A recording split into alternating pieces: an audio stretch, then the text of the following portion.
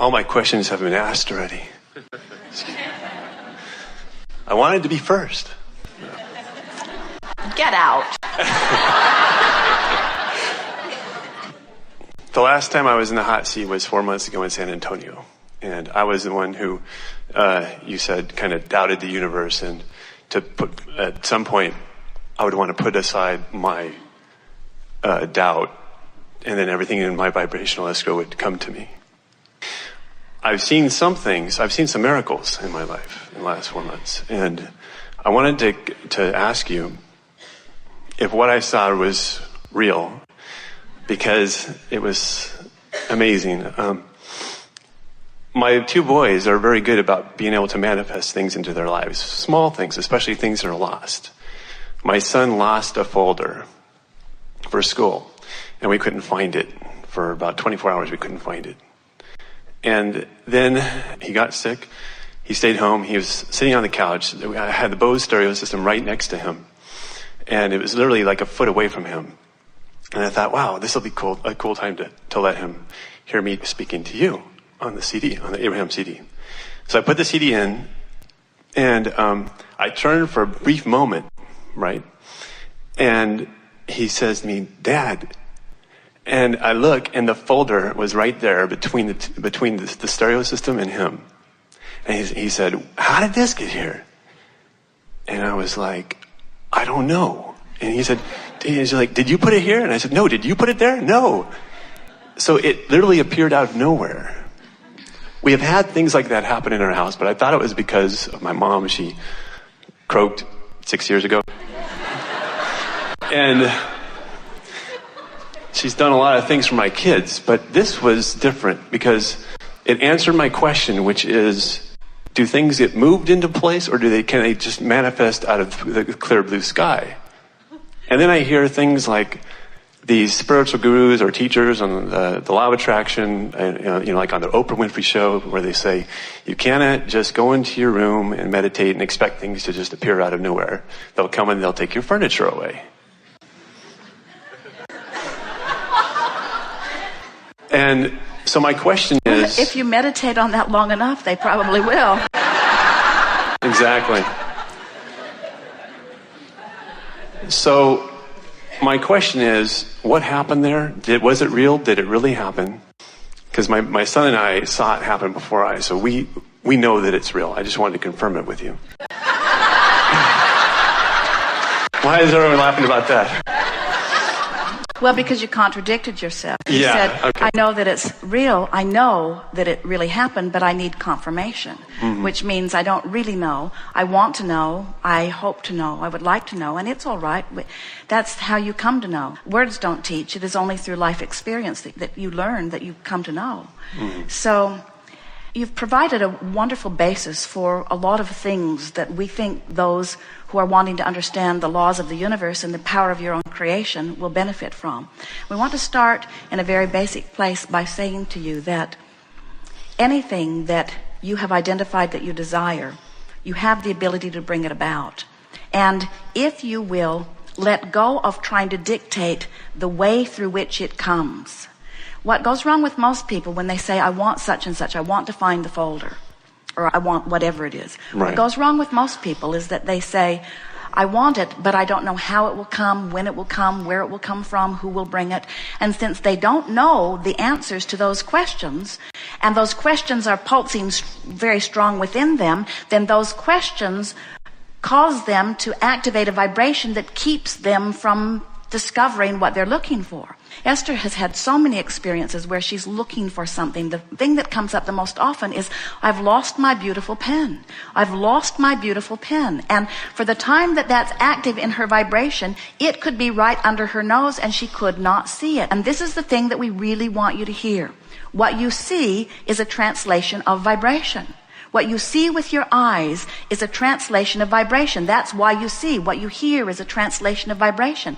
So while you're seeing with your eyes, if you have this very active vibration within you that says something is lost, and it is a powerful enough vibration within you that you would call it a belief, it's dominating the vibration of your being, that dominant vibration will keep your eyes from seeing something that is there. Well, I've heard you say that before, and I understand that completely. And I agree, it makes sense. Totally makes sense to me. My feelings were going to be really hurt if you didn't call me back up here.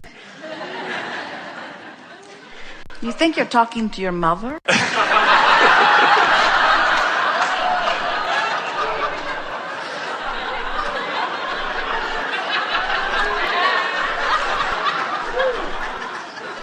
She's here now, you know.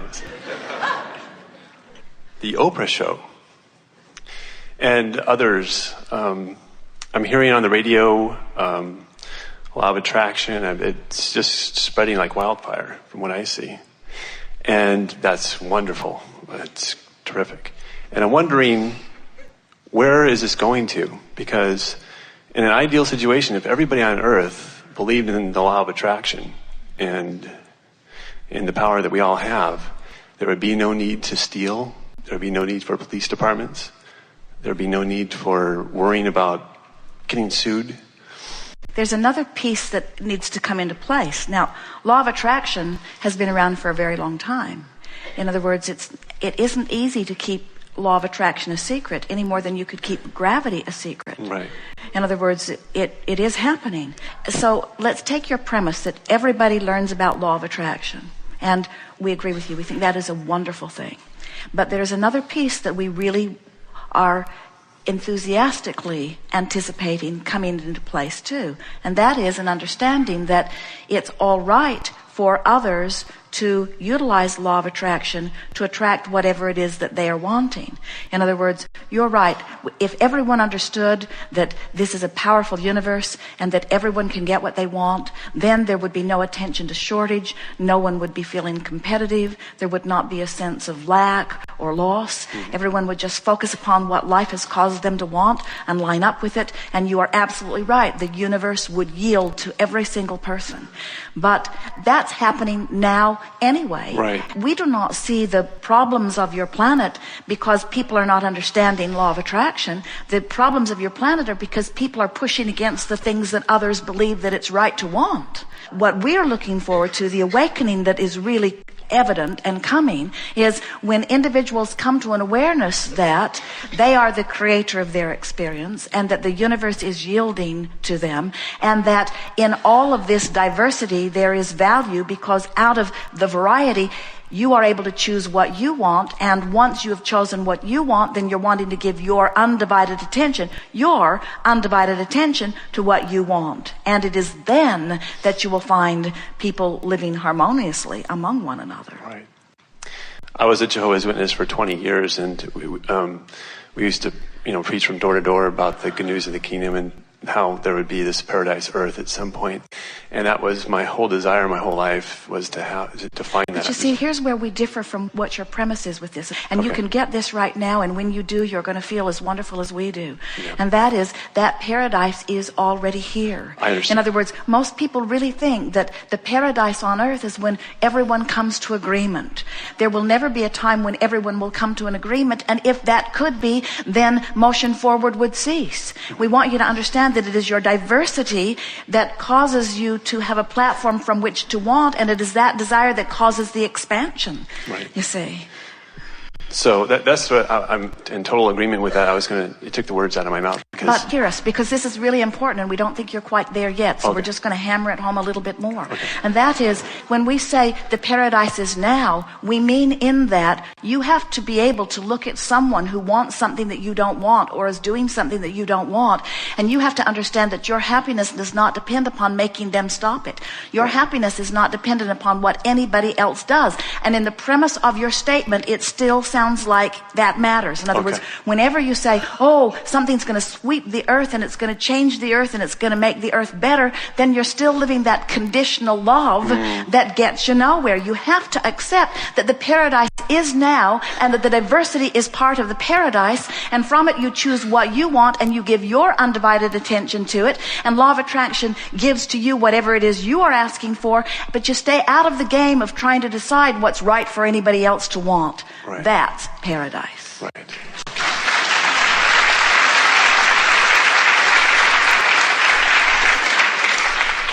So in other words, I can live in my own paradise. I don't have to lock my car. I don't have to lock the doors to my house. I can just trust everybody. That's right, but most of those statements took you right out of your paradise. Okay. In other words, when you are living your paradise, you may not be locking your car, but you're not talking about not locking your car. Your well-being is just so pervasive in your experience that it just doesn't occur to you that you need to lock your car. And then someone else who is locking their car can't come into your experience with any sort of vitality or emphasis because you're so in the paradise of well-being that you don't even attract those that are worried about you not locking your car into your experience, you see. Okay. In other words, when you find the place of alignment, and this is the beautiful thing about all of this, you do it one experience at a time, one thought at a time. You just keep molding yourself into. So someone breaks into your car, and oh, what an inconvenience that is. And in the middle of all of that, you launch rockets of desires of wanting well-being and wanting people to mind their own business and wanting your things to stay in your experience if you want them to. In other words, a myriad of things go through your mind as you shore up this thing that you want. And the thing that we want you to hear is that having had that experience, now the broader part of you is living more securely and more safely than ever before because of that uncomfortable experience you had. But every time you turn your attention to needing to lock the car, you turn away from the well-being that is waiting for you, that is even more enhanced as a result of the life that you were living about it, you see. Right. And so this is the tricky thing about trying to create an overall paradise on earth. When you start talking about anything that's going to happen worldwide, you get far too interested in what everybody else is doing. Exactly. And then think about it. If your goal is for there to be peace on earth, don't those warring people irritate you? Because they're violating your dream. When you want love and well-being for everyone, doesn't it hurt you when you see someone not living it? And then you get into the same trap the rest of them do. You need to change the conditions because, after all, you're not living the dream I have for life on planet Earth. Mm-hmm. And we say, oh, it is so delicious when your dream is alignment. When you get in sync with the intentions you came forth, when you say, the variety will cause me to want, and I'll align my thoughts with what I want, and I will not worry about what anybody else thinks about what I want. I won't use their opinion of what I want as my excuse to get crossways from what I want. Instead, I will focus upon what I want, and in focusing on what I want, I come into complete alignment with what I want, so what I want I get. What a wonderful world you'll be living. And then you say, but I'm in the world and now people are seeing me getting what I want and they have opinions about what I wanted and how I went about getting it. And we say, now you're not minding your own business. Now you're worrying about what they think about what you're doing, and now you're not living in your paradise, right. You see. You're never going to get there until you say, it does not matter to me about what you think nearly as much as it matters to me about how I feel. And the more I disregard what you think, the better I feel, and the more in alignment I am with what my life has caused me to create, you see. And your planet is coming round to that, but it is so far from understanding that. And we want you to say, it doesn't matter that it's far from that understanding because I'm gaining that understanding. That is the secret. Right.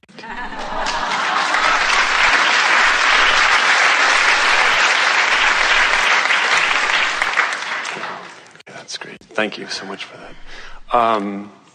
We can smell the tar brewing and the feathers are being plucked. I can take a hint. One more question? Okay, you've said before that it only takes 30 days to be doing whatever you want. Okay. It only takes a second to come into alignment with what you want. But what we are saying is, within 30 days is a reasonable amount of time for you to give enough thought to what you want that you've figured out what the downstream direction is. Mm-hmm. If you really want something within 30 days, you surely can think it out, chew it over, talk it over, feel it, till you get the feeling of where the downstream thought is. Okay. And then as you focus on that downstream thought, practicing it more every day, within 30 days, surely anyone could become a vibrational match to anything that they want. And when you're a vibrational match to anything that you want, it happens instantaneously, as if it came out of nowhere. As if it was there all along, but we just couldn't see it. Right.